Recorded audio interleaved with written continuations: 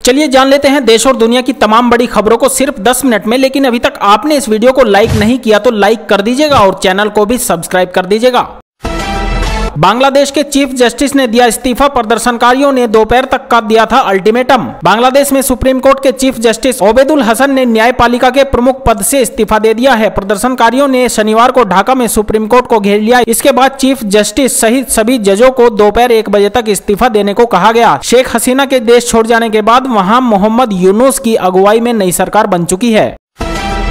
मेरे साथ आतंकवादियों जैसा व्यवहार किया गया, मेरा सारथी अभी जेल में है। जेल से छूटते ही बीजेपी पर बरसे मनीष सिसोदिया। मनीष सिसोदिया ने कहा कि बीजेपी की तानाशाही सरकार ने झूठे आरोप में उन्हें जेल भेजा था, मगर संविधान के बदौलत वो अब बाहर आ गए हैं। उन्होंने सीएम अरविंद केजरीवाल को अपना सारथी बताते हुए कहा कि अब जल्द ही हमारा सारथी भी बाहर आ जाएगा।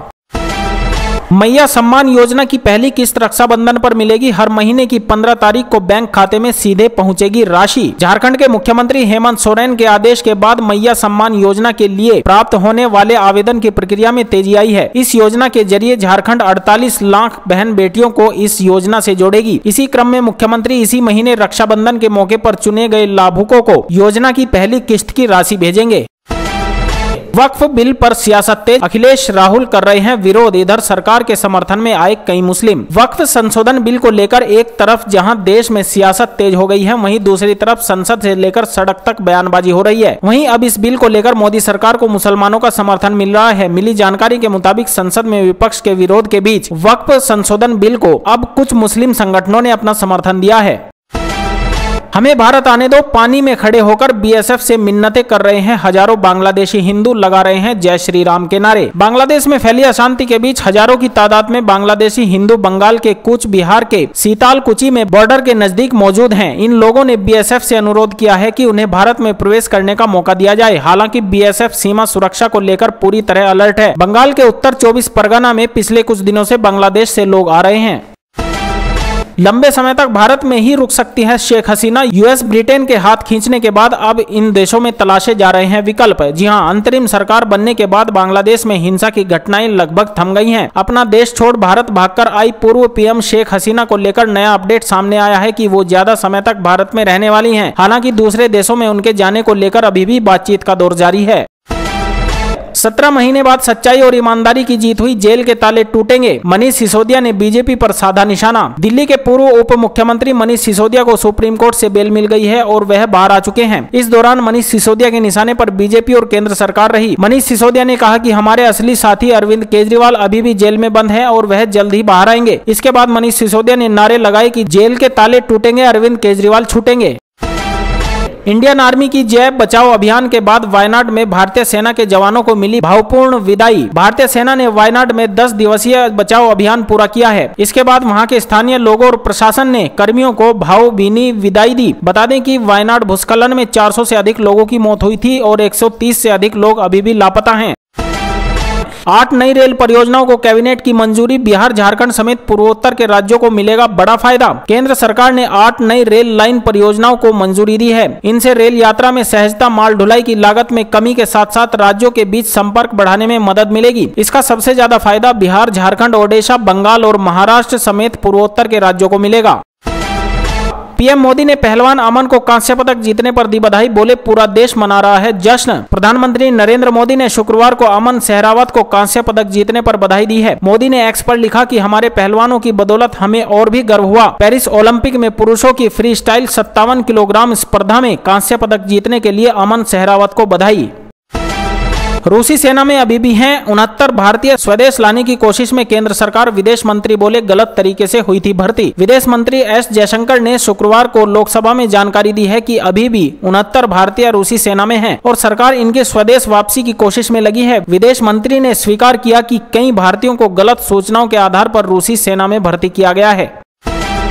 वायनाड में अब जमीन के नीचे से आ रही है रहस्यमय आवाज। दहशत में हैं लोग, भूस्खलन से मच चुकी है तबाही। 30 जुलाई की रात को 2 भूस्खलन से केरल के वायनाड में भीषण तबाही मची थी। इस आपदा में सैकड़ों लोगों की जान जा चुकी है। वहीं बड़ी संख्या में लोग अब भी लापता हैं। अब यहाँ जमीन के अंदर से आने वाली रहस्यमयी आवाजों ने लोगों की धड़कनों को बढ़ा दिया है। हालांकि केरल राज्य आपदा प्रबंधन प्राधिकरण ने भूकंप की संभावना को खारिज कर दिया है।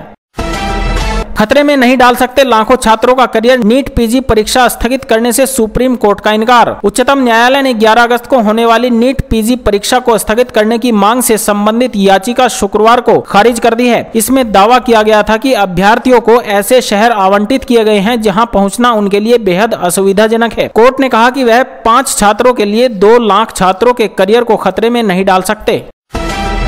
बांग्लादेश में हिंदुओं और अल्पसंख्यकों के खिलाफ हिंसा पर आरएसएस ने जताई चिंता, भारत सरकार से की हर संभव प्रयास की अपील। राष्ट्रीय स्वयंसेवक संघ ने बांग्लादेश में हिंदुओं और अन्य अल्पसंख्यक समुदायों के खिलाफ हो रही हिंसा पर चिंता व्यक्त की है। साथ ही संघ ने केंद्र सरकार से अपील की है कि उनकी सुरक्षा के लिए हर संभव प्रयास किया जाए। इसके अलावा आरएसएस ने बांग्लादेश की अंतरिम सरकार से भी ऐसी घटनाओं को रोकने का आग्रह किया।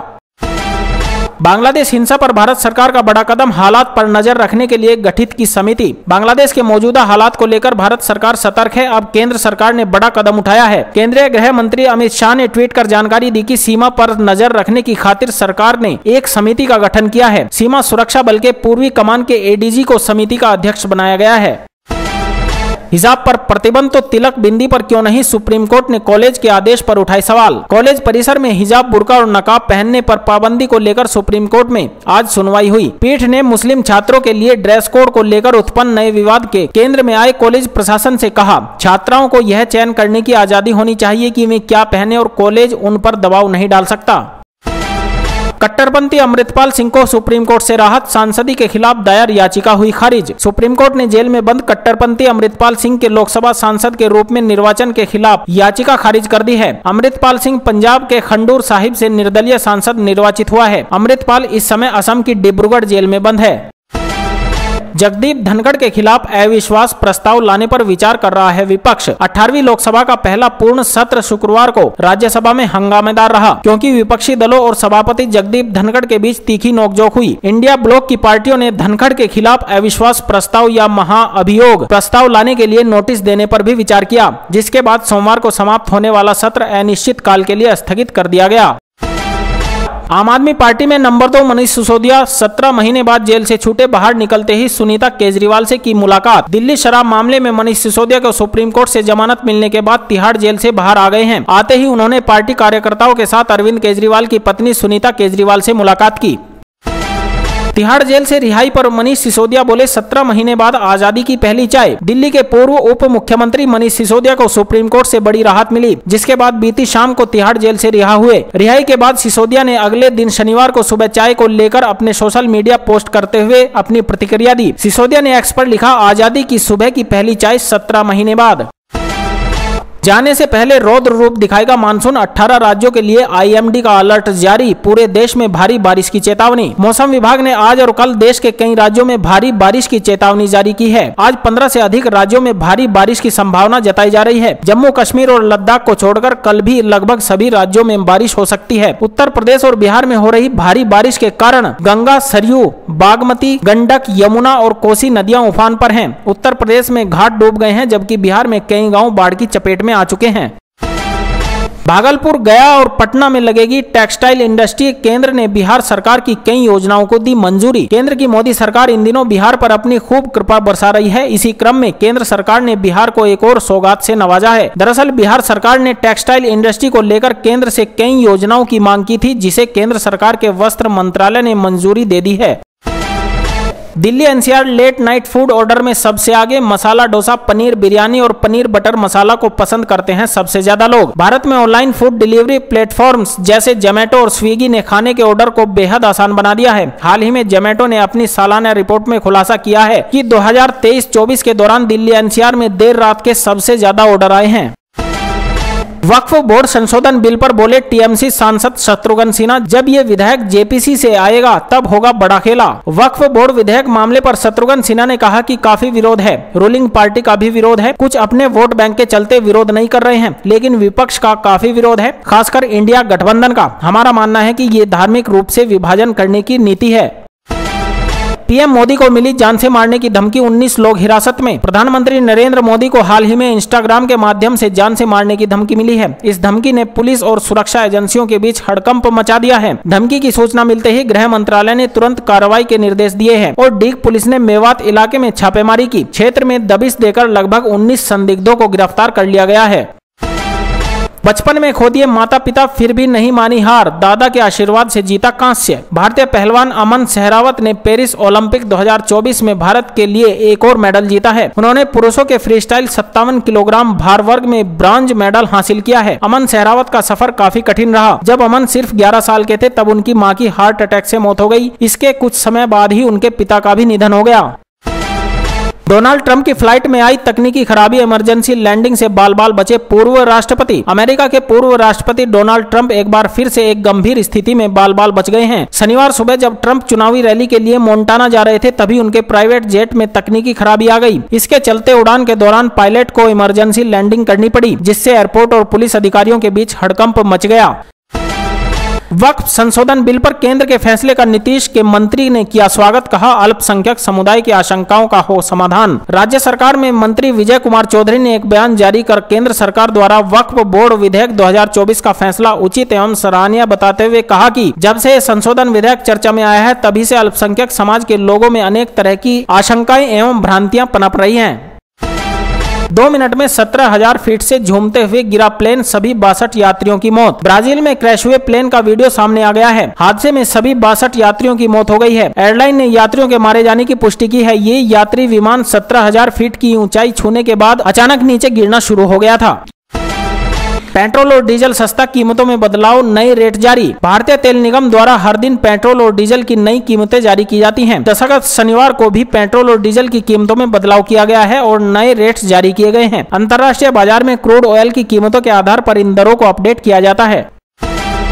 यूपीआई का धमाल, अब भारत ही नहीं इस देश में भी शुरू होगी भुगतान सेवा। विदेश मंत्री एस जयशंकर मालदीव दौरे पर हैं। दौरे पर भारत और मालदीव ने द्वीप समूह राष्ट्र में यूपीआई शुरू करने के लिए एक समझौते पर हस्ताक्षर किए। ये समझौता मालदीव के पर्यटन क्षेत्र को बढ़ावा देने के लिए किया गया है। दिल्ली में 10 जगह होगी यमुना प्रदूषण की ऑनलाइन मॉनिटरिंग, नालों पर लगेगी लगाम, झाग का भी होगा समाधान। यमुना में लगातार बढ़ रहे प्रदूषण को लेकर दिल्ली प्रदूषण नियंत्रण समिति ने एक बड़ा फैसला लिया है, जिसके तहत अब ऑनलाइन मॉनिटरिंग की जाएगी। इसके लिए डीपीसीसी ने टेंडर जारी किया है। विशेषज्ञ एजेंसियों से इस संबंध में प्रस्ताव मांगे गए हैं। बता दें कि यमुनोत्री से प्रयागराज तक बहने वाली यमुना का पानी 2% आता है, लेकिन 75% से अधिक प्रदूषण का कारण यही है।